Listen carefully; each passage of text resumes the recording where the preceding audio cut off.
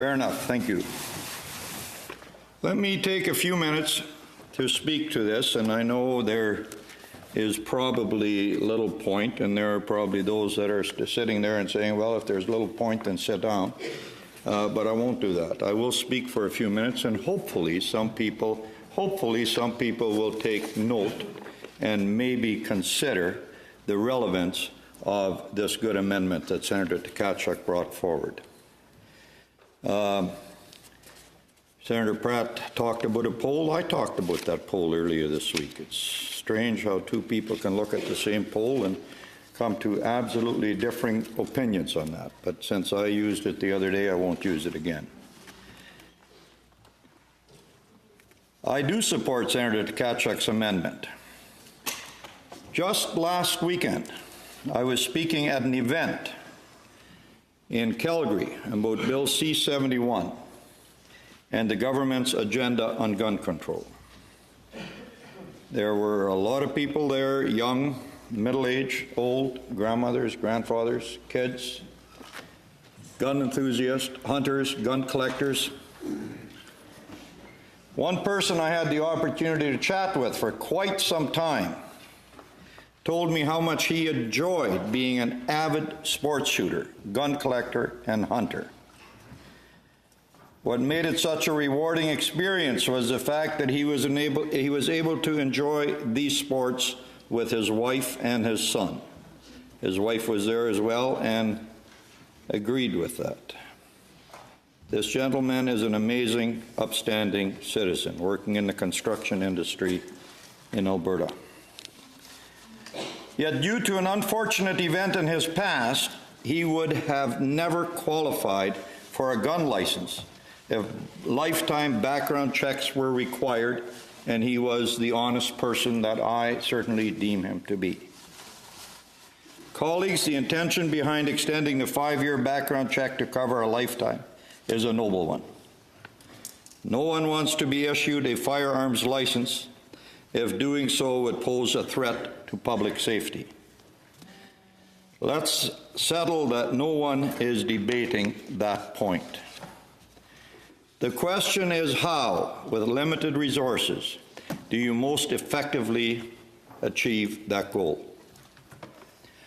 I would propose to you that increasing the current 5-year window to cover a lifetime is not the right approach. In fact, until we are satisfied that we are doing a good job with the current 5-year window, it would be foolish to expand it to a larger time frame. I'm sure everyone in this room knows the name Alexandre Baisonnet. On January 29th of 2017, Mr. Baisonnet opened fire at a Quebec City mosque, killing 6, wounding 19. He was a licensed gun owner. In September 2014, having completed the Canadian Firearms Safety Course, Mr. Baisonnet applied for his possession and acquisition license. Like all applicants, he was required to fill out a 4-page form which includes the following question. During the past 5 years, have you threatened or attempted suicide? Or have you suffered from or been diagnosed or treated by a medical practitioner for depression, alcohol, drug or substance abuse, behavioral problems or emotional problems? Yes or no? Mr. Baisonnet answered no. The problem was that he was lying. Under the existing background screening, he should have never been granted a license. 3 times over a period of 2 years, Mr. Baisonnet had sought treatment for panic attacks, anxiety disorders, suicidal thoughts, and depression. He was on 2 different medications in order to treat these issues.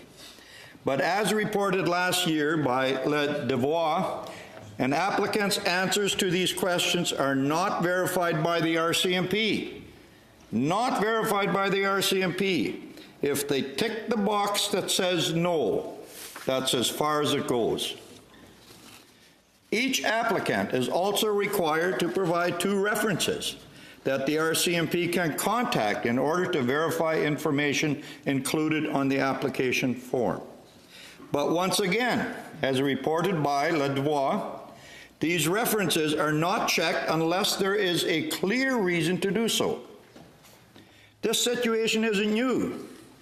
In 2014, Global News reported that, according to RCMP Sergeant Greg Cox, personal references are contacted on a case-by-case basis, with priority normally being given to first-time applicants for licenses with restricted privileges.